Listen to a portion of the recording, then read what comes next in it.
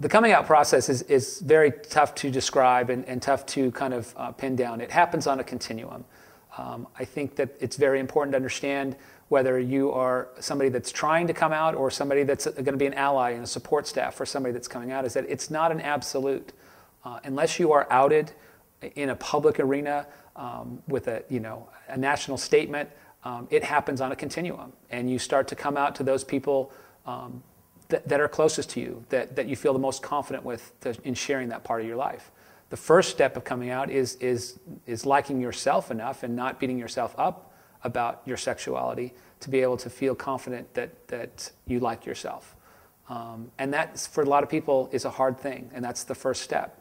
But at the end of the day, you will share information, as long as it's on your terms, with those people that you trust, with those people that you feel that will share your secret and hold on to your secret and be supportive.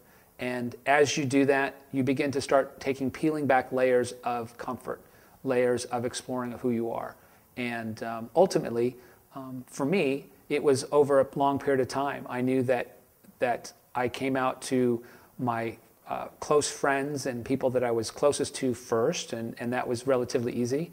I lived two worlds for a long time, and then slowly being able to come out to peers and former Olympians and athletes that I'd coached, and ultimately then finally to my family was a big step. And that was definitely a hard moment. Ultimately, the last step for me was a public statement, which was made back in 2005 when I made that public statement in the media. At that point, there's no more layers to go to when it becomes public. But that stage was the last step for me in the coming out process over probably about an 8 or 9 year window. And for me, I think it became important for me to make that statement because it was about an honesty and integrity. For several years before that, I knew I would never lie about it if I was confronted with it. I knew I would never lie about it to a recruit or to an athlete.